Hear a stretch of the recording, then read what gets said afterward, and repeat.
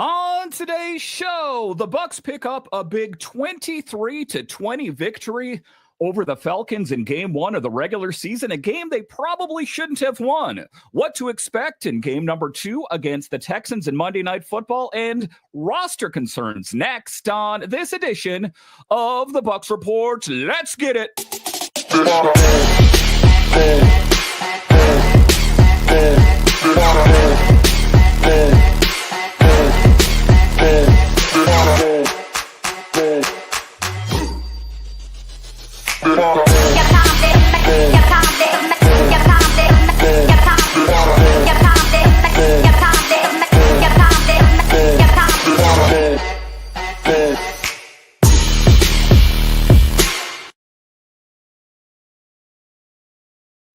Well, hello and welcome into this edition of the Bucs Report, part of the Bucs Report podcast network. I'm so glad you decided to join me today. As always, this podcast is free and available on all the major platforms. My name is Dan Holme. You can find me on Twitter. It's at DanCaps218. You can find the Bucs Report online. It's at BucsReport.com. And the best way that you can help grow this show is to subscribe or follow the Bucs Report on Apple, Spotify, YouTube, or wherever you find your podcasts. Give it a 5-star rating, leave some comments, and tell your friends. I sure would appreciate it. This episode is also simulcast on the Bucs Minutecast podcast feed, brought to you by the Fans First Sports Network. So let's get into it. The Buccaneers pick up a win in the first game of the regular season. And what is the thing that they always say? The first game is always a liar. I don't want to read too much into that. I mean, the Buccaneers showed some resiliency.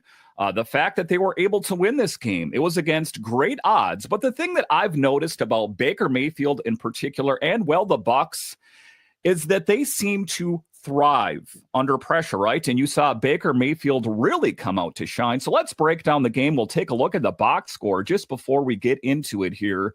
But as far as Baker Mayfield is concerned, 17 of 32, 167 yards, 3 touchdowns. I'm here to tell you right out of the gate that Emeka Egbuka is the guy. This is not hyperbole. This isn't me being a homer of the Buccaneers drinking the creamsicle Kool-Aid. 2 touchdowns, and one of the touchdowns, the last touchdown of the game, came at a clutch moment and is what helped catapult the Buccaneers and push them over the top into victory lane. Bucky Irving also came out to play with a touchdown. All things considered, the Buccaneers' run game, I guess what I'm talking about as far as like the running back is concerned, definitely could use some more work. As you saw, Baker Mayfield out there scrambling quite a bit. And that's exciting, right? To see him rush and get a first down, or, just really kind of get the team into it. The cautionary tale about all of that, however, is at some point he's going to get injured, right? It's just a rule of odds. And when you take a look at Baker Mayfield and quarterbacks in general, usually they'll run with the football, and then when they see they're ready to get hit, they'll kind of dive and slide a little bit. We've seen Baker Mayfield take full impact. And despite, what people are saying about the Buccaneers, they're going to win the 5th straight NFC South title. They're not going to do it with Baker Mayfield not in the game. Listen, Teddy Bridgewater might give you a game or two here, but I'm here to tell you the Buccaneers will not win the NFC South if it is Teddy ball. Now, again, this is just me being conspiratorial and maybe a little bit paranoid at the end of the day. But in any event, we need the run game to work better. We need, the receivers to do it, to him to hand the football off. So he's not the guy that feels the need to run it all the time. It is kind of the way football is nowadays, right? It's not Tom Brady football or Aaron Rodgers football where they kind of sit in the pocket and wait for things to happen. That these younger-ish quarterbacks, they feel the need to scramble. But a cautionary tale is what I'm going to say. But let's dive into what happened here in the most recent game. And like I said, to be clear here, Emeka Egbuka is the man. I mean, you don't need to convince me anymore. What we saw in game number 1, signed, sealed, delivered, he's the guy. He's the guy to fill in the void that Godwin's not in the mix, right? And that Jalen McMillan is not in the mix. That Egbuka, it's an Evan Egbuka 1-2 combo. I'm feeling pretty confident about it. And if you don't believe me, take a look at the box score. He was the guy. So let's start with Egbuka.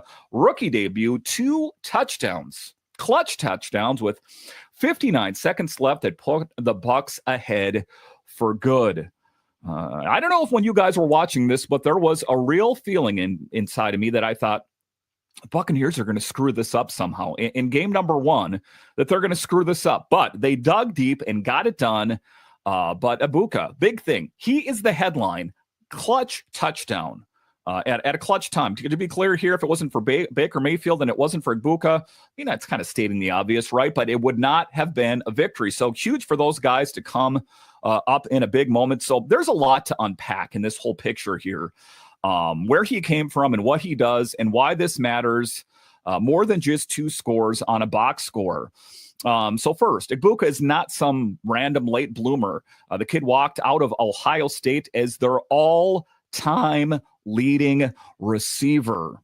And still, I remember after the draft, there was quite a bit of talk from, different Bucs fans going, what is the deal here? Why did they go with this Egbuka guy? They got enough wide receivers out there. Well, as it turns out, the perfect guy. So you just take a look at the checklist and what you're looking for a good wide receiver.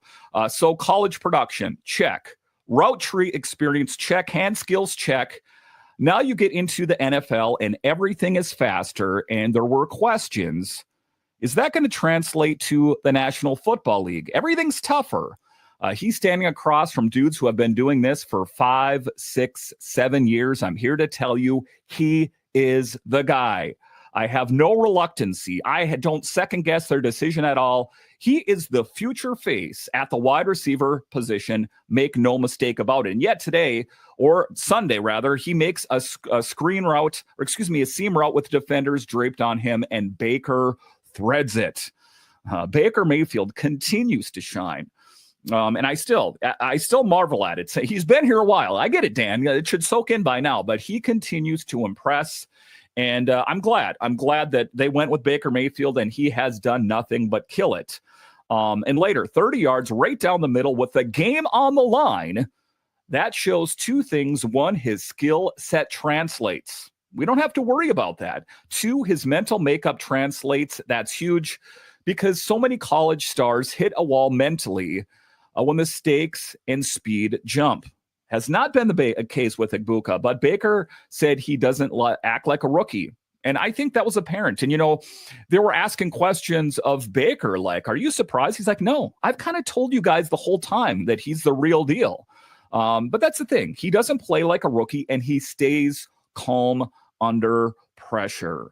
Those lights of the NFL can burn extra hot, and he has been up for the challenge. And when you have a veteran QB like Baker Mayfield throwing to a young guy in crunch time, that tells you about trust. And he's got the trust, right? I think that, when you start botching plays, you saw Brady do the same thing when he was here. You drop the ball when you should have caught it. He's not going to throw to you right away. So trust wins the game. You heard Baker say it right. He called Egbuka the real deal. And that's not hype if it's said right after the game in front of the whole world. That's an evaluation rooted in performance under pressure. Also, wasn't just him. It's not just this relationship between Baker and Egbuka here. It was also Luke Gadecki said he does everything right, including blocking in the run game. So this isn't just, a one-trick pony. He didn't get lucky here. This is a guy who buys into team football, and that multiplies his value. And I think that, it's showing just like another genius move by Jason Licht and the Buccaneers. And let's be realistic for a second. Egbuka got his chance because of injuries ahead of him on the depth chart. I'm talking Godwin. I'm talking Jalen McMillan, even though I think it's Evans, Godwin, and Egbuka. I mean, in my opinion, or, you could flop Evans and Godwin around. The Jalen McMillan is good, but I still think that Egbuka would have been ahead of him. Not to disparage Jalen McMillan, but I think that what we saw on Sunday, if it's not apparent, should be rather apparent right now. But what we do know is Chris Godwin still sidelined from last season's ankle issues, and Jalen McMillan likely out for a while with a neck sprain. So the exciting part as a Buccaneers fan, as you can imagine, is what is this team going to look like with Godwin in there, with Jalen McMillan, with Egbuka, with Evans, Godwin, all of them out there. It is going to be a team to be feared. So for him. You know what they say, it's always the next man up, and it was the next man up for Egbuka. Opportunities open, but opportunity doesn't equal production, right? That you can give opportunities to anyone. If you don't take the opportunity that's given to you, then it's squandered and it's nothing. You still have to make big plays when the lights are on, and Egbuka did that. And the way he handled himself on the sideline, on third downs, on contested catches, it told you watching that this is not a fluke. This is not a flash in the pan, that this guy is ready for prime time. So I guess the question is what kind of production is he going to get when there's more game film on him, right? That he played well, right? Under the big lights in game one, when there still wasn't a tremendous amount other than, his college days and what we saw in the preseason. It's going to be interesting to see how teams adjust. Is he going to be press coverages? Can he work against brackets? How does the Bucs scheme get him in space? Listen, I think the kid is going to continue to get better and better. I don't think we really need to worry about that. But an exciting game number one for Egbuka, for Baker Mayfield, and the Bucs. Buccaneers fans, you should be holding your head up high. All right, so coming up here after the break, we'll talk about offensive line rearrangements and deep dive. Straight ahead.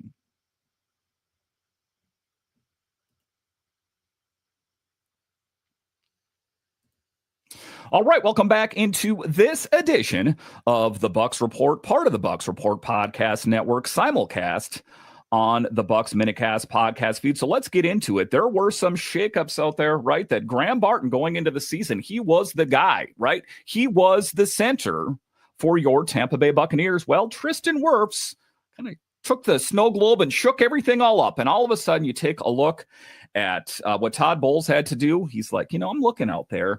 And he looked at the options and the lay of the land out there. He saw Barton. He saw Bredeson. He remembered Jordan and how that all factored in.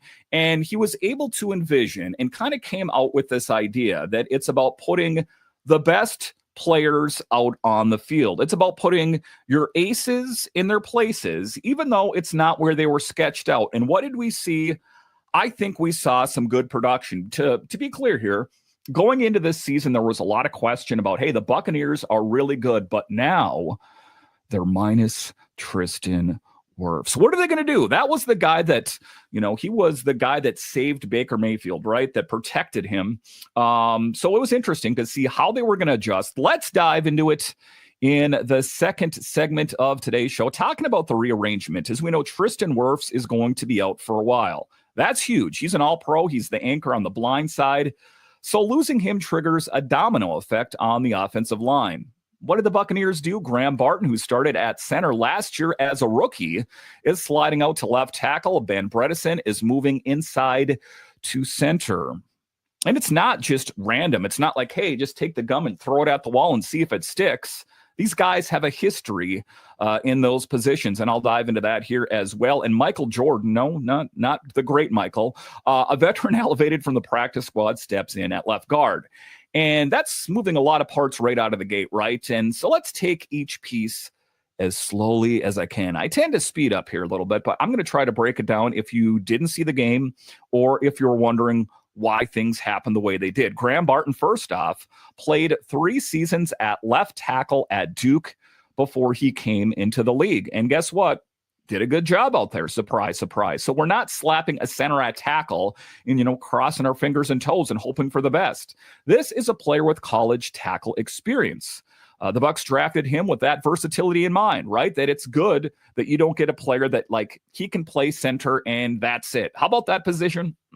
Center, that's it. So Ben Bredeson as well is not interesting because he played center before. So he's not, inventing a new role for the first time and the season opener. That continuity matters. And Michael Jordan is a veteran who played more than 40 starts across multiple teams. Ben Bredeson, who had some time at the center position playing for the Giants. So depth dudes like that, how to set a line call and keep rushers away from the QB are invaluable when you have to mix and match. And there was the real feeling going into this season with Charlie Heck. He was the guy like when, it hits the fan, break the glass and pull him out. And that's about all he's good for. And I think the Buccaneers realize that. And that is why the shakeup. So why not Charlie Heck, who had some preseason reps at left tackle? Jason Light said it came down to how the team thought Barton would handle the position and what gave Baker the best chance to perform. A great evaluation, and as it turns out, the right thing. The analytics and film study and instinct combined. So what happened on game day? They faced a fast Falcons front. There were moments where pressure got home. There were also enough pockets where Baker could step up and deliver, and he did. The key takeaway is this: if you can survive an injury to a stud, if you have a smart personnel move and players who can fill multiple spots, do it. Put your aces in their places. I mean, again, it wasn't just them stuck in the ways like, well, that we had Barton, penciled in at center and Bredeson. It worked. And I applaud that they were able to have their vision, a 30,000 foot view of the team and might make the right decision. So the line had to form new chemistry in practice and then perform in a hostile road environment, as it was loud in Atlanta. That's hard. They did enough to win that bodes well for depth and the coaching staff's ability to adapt when the season inevitably throws more curveballs. So that's the thing here. The Buccaneers found a way to rise up and be victorious, and I'm feeling confident. Baker Mayfield says he doesn't like playing night games too much as we head into Monday Night Football as the Buccaneers prepare to take on the Texans. It should be an interesting battle. I think the Buccaneers have what it takes. Do they have what it takes to go 2-0 on the season? I'll discuss straight ahead.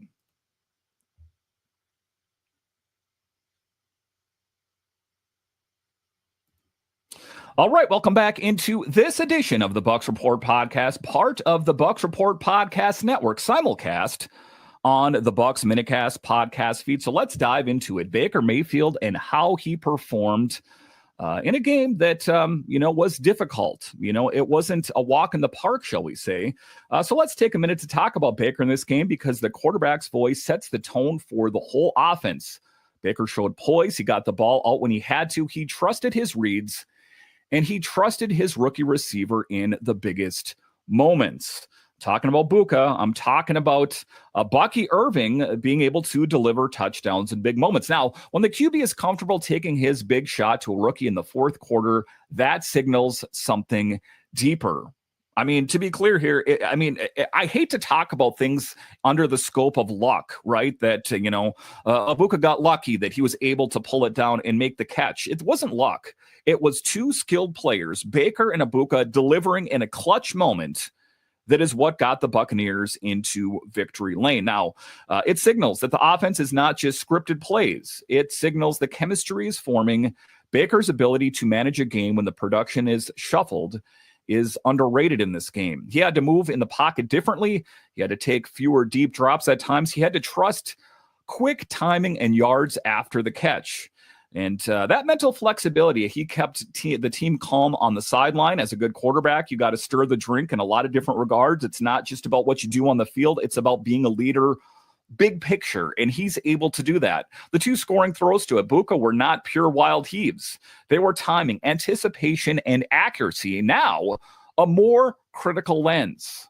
This was one game. I don't want to, get crazy here and say it's going to be smooth sailing here. We can't crown a season on one Sunday. We can't say the fifth straight. Let's drink it.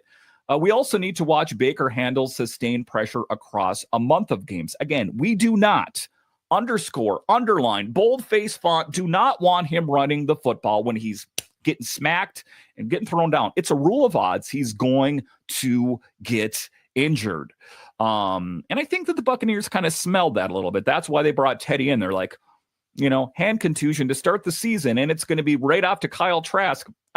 We're bringing in a more proven commodity. So if the pressure becomes chronic, the passing game will suffer. So the narrative I want to follow is, can the O-line maintain just enough time, the window consistently? And then Baker can avoid turning the ball over under heavier heat. All things considered, I think that he did a great job, but we're going to need to see more from this young Buccaneers team that has a lot to prove. They're not so much the underdogs that we've seen in seasons past. It seems that a lot of other sources are kind of coming around on this team and having a little bit more faith in them. And, a bit, I think the Buccaneers and Baker Mayfield in general thrive in an environment where they are the underdog, that they need to prove it. So I think that is crucial in all of this. So this is a long season as we look at it. Injuries are going to happen. That's football.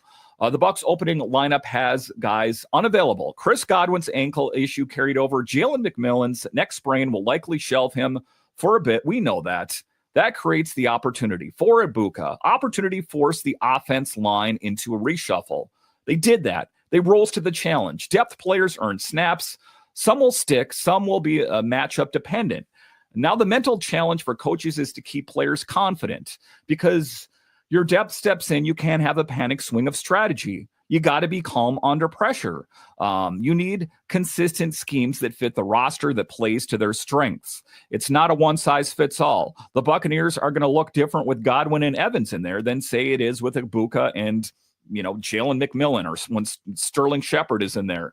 If Barton is at tackle and lacks elite length against a top edge rusher, game plan quicker throws and a chip help will need to change. So when we take a look at what we saw out there, it wasn't a perfect game by no stretch, right? That we saw a Buccaneers team that played well in the latter part of the game, but there were also parts where it felt like things could get out of hand. When I take a look at the game, all things considered, I want to concentrate on the biggest thing, everyone says game one is a liar. They were able to pick up a win in game number one. And for me, that is what is important. It's all about reassessing, readjusting, and getting ready for game number two.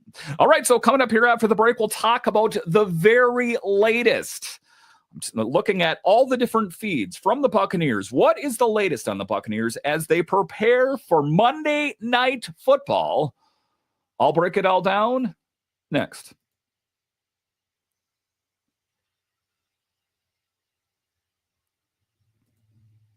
All right, welcome back into this edition of the Bucs Report podcast, part of the Bucs Report podcast network and simulcast on the Bucs Minicast podcast feed. So let's dive into it. What is the latest with the Buccaneers? As it is, follow the bouncing ball here. Todd Bowles said wide receiver Chris Godwin and Tristan Wirfs have been ruled out for Monday's game in Houston. And it should have been no surprise to anyone, right, that was going to be the case. There was kind of some odd comments by Todd Bowles that he's like, we don't know. We don't know who's going to be in. And they talked about Godwin, and he wasn't committal about saying he wasn't going to be in. And everyone was kind of scratching their head thinking to themselves, well, wait, he doesn't have any reps in there. So kind of an odd comment. But Todd Bowles did come out and emphatically say an hour ago that Chris Godwin and Tristan Wirfs will not be in the game. Bowles went on to say that Luke Gadecki was limited in practice today, but he had moved around. The key will be how his foot feels after today's practice, and they will probably work him out before Monday's game. So again, right, the injuries, they just get to be too much when you watch these games, and just, you have these games sketched out in a certain way that, these players are going to be in, and then all of a sudden injuries. And it seems to me like the injuries kind of just came at the Buccaneers fast in a frenzy way, right? That you saw all the players. We're talking Wirfs, McMillan. There was questions about Rashad White there for a while there as well in the preseason, that we need a healthy Bucs team. So let's dive into the latest with the Buccaneers here as we're done kind of recapping what happened in the past game. We'll talk about practice watch Chris Godwin and Tristan Wirfs. Chris Godwin and Tristan Wirfs were back at practice this week. Both of them practiced twice this week as part of ramp-up plans. That's the headline. You should feel it. This is good news for the offense and for the line. So they will not be in against Houston. When will they be in the mix? It is still a bit up in the air. Quick background on the timeline. Godwin hasn't played since October 21st of last season. So him being out on the field, even in limited fashion, is a big step. Steps in the right direction, right? It means the team is confident enough in his rehab to get some football reps in. Of course, the Buccaneers play better with Godwin in. No doubt about it. So why this matters tactically: number one, spacing. When Godwin is on the field, defenses have to honor his route running and crossing patterns. That loosens things up for Mike Evans. So even if Godwin is not 100%, his presence affects coverage schemes. It affects how safeties bracket. It affects how linebackers flow on intermediate routes.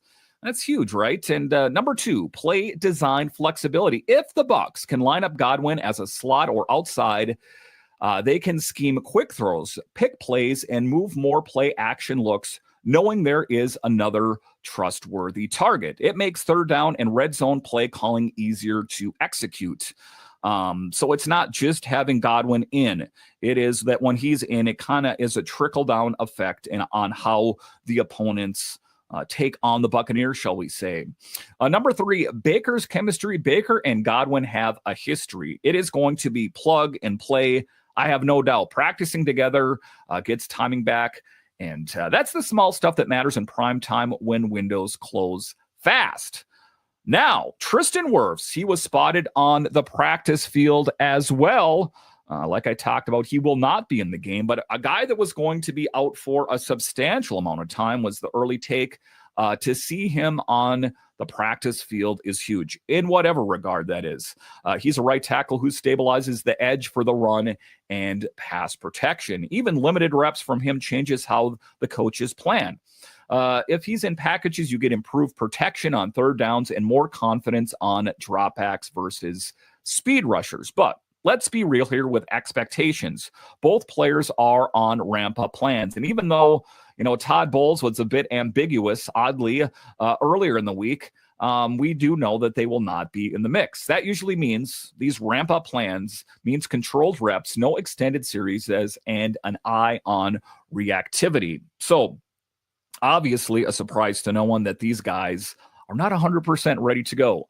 The team will likely use them strategically, maybe on early downs, maybe on specific series when they are ready to go, maybe in snaps that are favorable in terms of blocking matchups. Now, no one is going to throw them into the deep end in day one and say, sink or swim, guys. I hope you're brought a life vest. I don't think that is going to be the case. So how you talk about this is the big thing here. When you call the game, tell listeners, what is changing. And, that is the broadcasters out there is trying to get everyone up to speed here on what's going on with the Buccaneers. As listening to the last game, there was a bit of, I was talking about Stroud there earlier, he said that it looked like Barton was going to be in the mix at center, and he got a note that said, hey, it's not the case. It's actually Bredeson in there.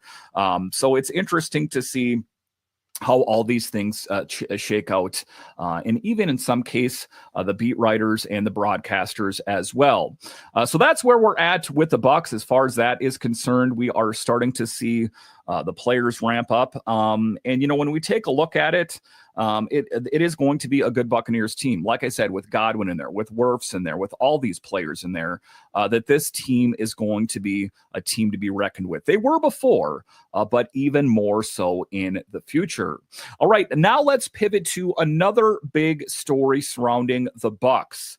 Jamel Dean's pay cut and bigger picture.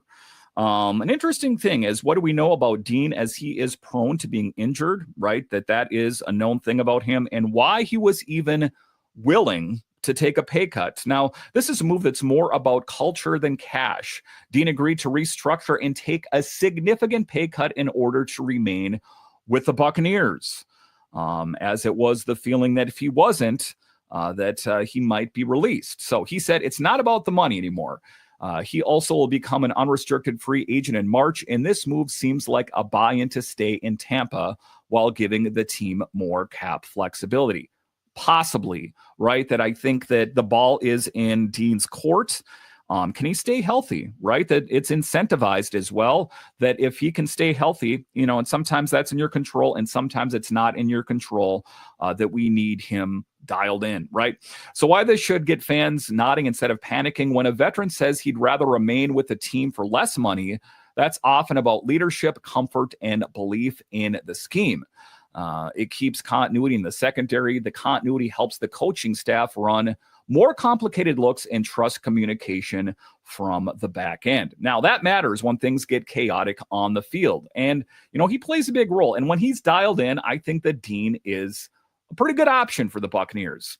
So the cap and roster angle, this kind of restructure does the practical thing. It frees up space for other moves. Maybe the Bucs spend the space on depth, maybe on a specialist, maybe keep a rotational defender. Either way, Dean staying means the team doesn't have to accelerate a rookie into a high-pressure role earlier than planned. And that's ideal. You don't need to shake things up too much. Now, that stability, tactical angle on the field, Dean has starting experience. He lines up outside. His presence allows for coaches to mix more than coverage and be aggressive with blitzes, knowing the back end has a veteran who can handle responsibility. Again, if you can stay healthy, that's the thing that I really want to underline here. So it's not just about the contract. It's about how the contract translates to on-field and player development.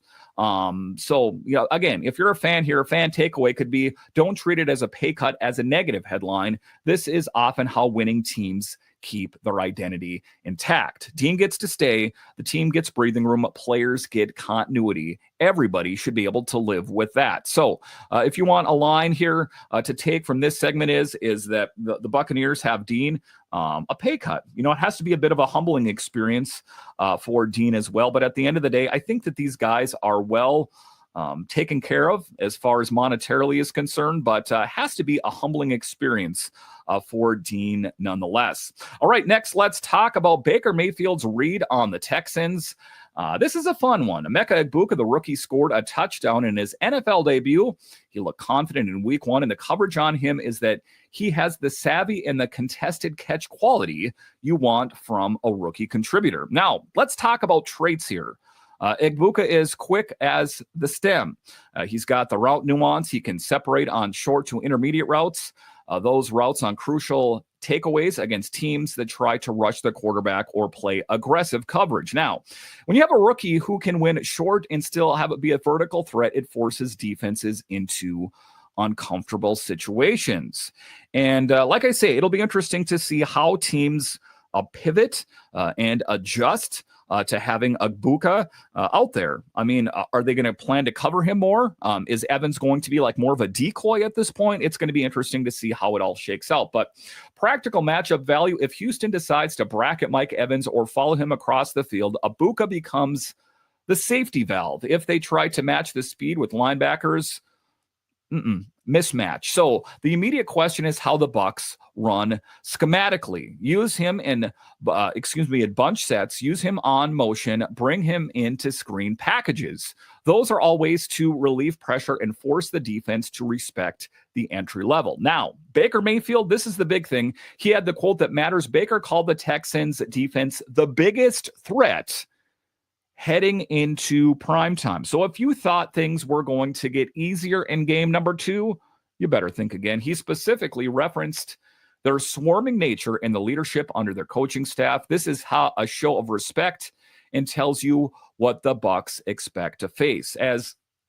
historically, sometimes the Buccaneers have struggled in these night games. If you think back on it, I think that I don't have the numbers in front of me. It seems to me that they fare better in daytime activity. So how do you beat a swarming defense? You go short and you go fast, quick game, screen slants, and timing routes that take advantage of aggressive pass rush lanes. So, the Bucs do have the book on what kind of plan the Texans try to roll out. Can they actually execute those plans?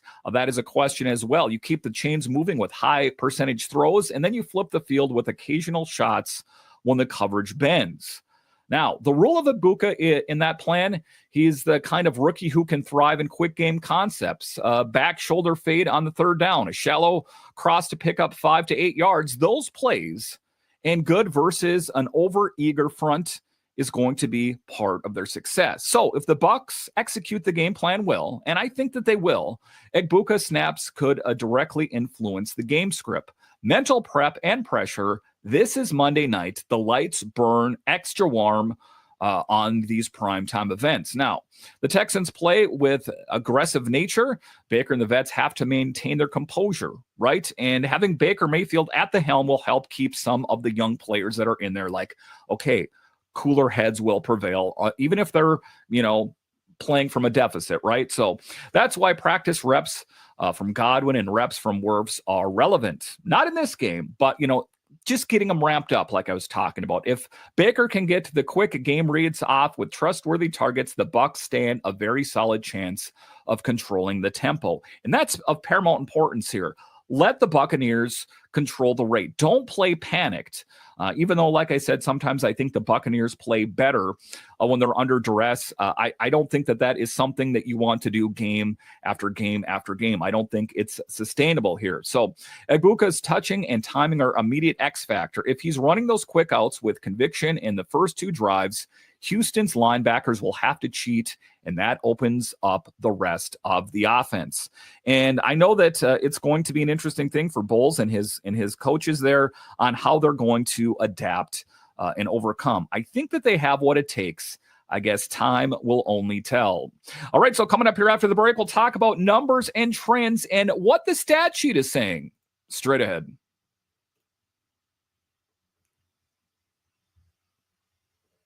All right, welcome back into this edition of the Bucs Report podcast, part of the Bucs Report podcast network, simulcast on the Bucs Minutecast podcast feed. So let's dive into it here.